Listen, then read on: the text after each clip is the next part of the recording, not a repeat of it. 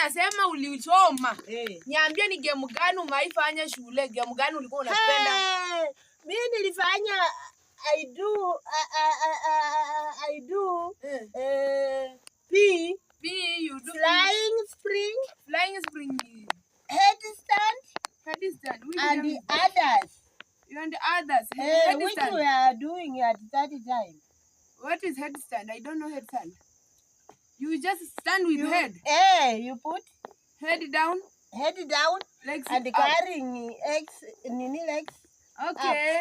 Na subject gani ulikuwa unapenda kabisa? Unajua? That was body mass. Body mass, which means ulikuwa unapenda mathematics. Yeah, mathematics. So can you tell me what the full meaning of body mass? B inasimamia nini? B inasimamia bracket of D division, M multiplication, A addition, na S subtraction. Kumbe ulikuwa mnoma. You are just fire, na nini ingine, what else? Even even history or geography, the higher you go, the cooler it becomes. Wow. The higher you go, the cooler it becomes. Yes.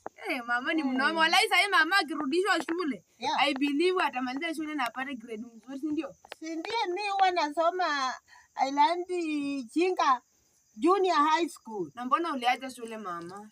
Shwali. Maisha ya kitambo yalikuwa kali. It was very difficult. It was very tough for you to go to school, or wewe mwenyewe ulitaka tu? School fees was danger. Challenges of school fees. But sasa hiyo nakwambia ukirudisha shule inakaa masomo ya kitambo ilikuwa tough, si ndio? Yes. Ilikuwa kali yani kuliko ya sasa. Hata masomo ya sasa mtoto ajui. Sasa kama wewe bado unakumbuka the higher you go the cooler it becomes. Wewe ni mkali.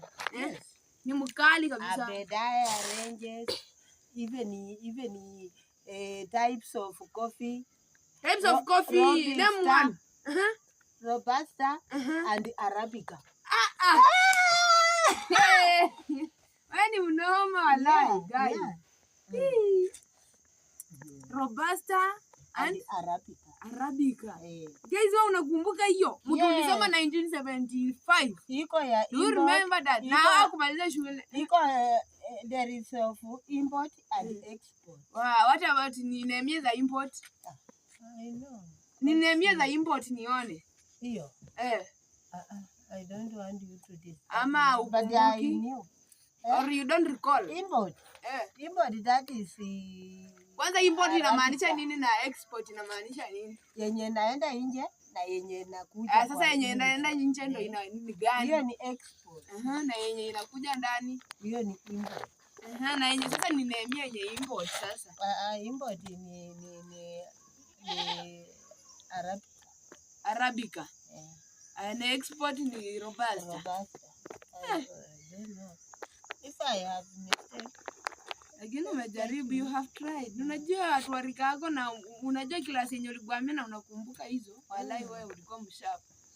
Sasa hii mtu ajitolea kulipia school fees, unaweza enda ukajiandikisha form 4. Na hii uzee yangu. Unafanya tu. You don't believe in yourself. No.